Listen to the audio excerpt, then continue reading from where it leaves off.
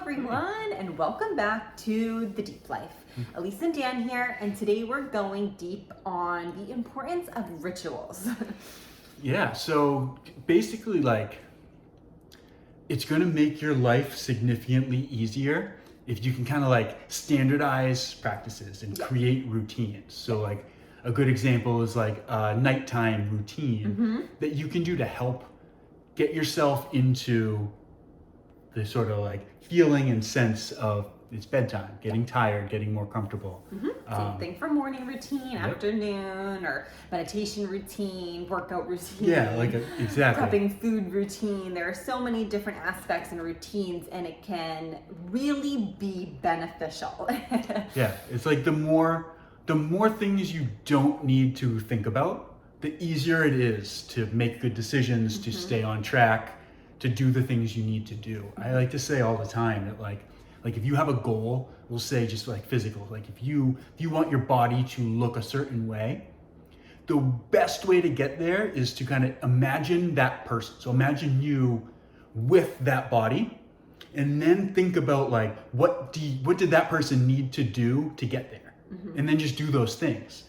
So if you can list out those things you need to do to get to that point, and then create a routine and sort of ritual. I love the phrase ritualize to actualize. Bring that into your real life by committing to that ritual, committing to those routines. Yes, and it's just like anything else that's new. You have to make time and accommodate for the routine. So it's not going to happen overnight, right?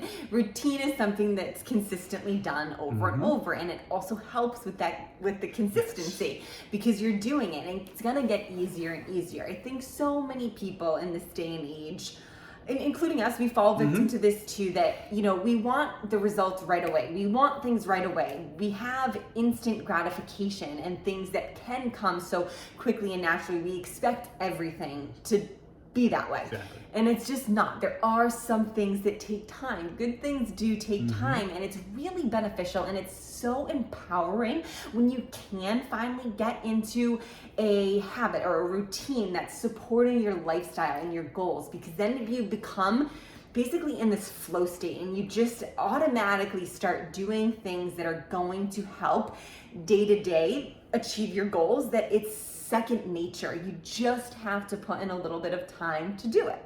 Yeah, so our subconscious controls 97% of what we do.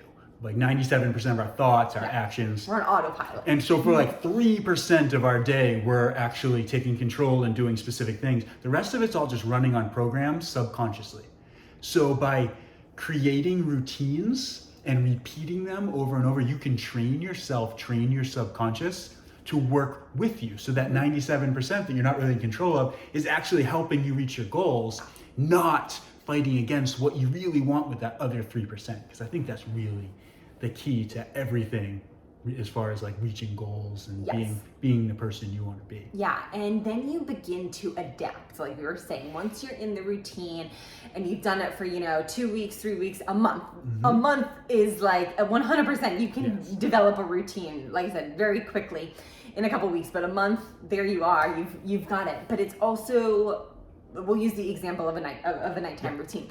Then your body gets used to it. So when it used to be really hard for you to fall asleep, or you didn't have a nighttime routine, once you have one in place, it's going to be easier. Your body's going to get more tired because it's, like Dan said, it's subconsciously going to be oh, wait a minute.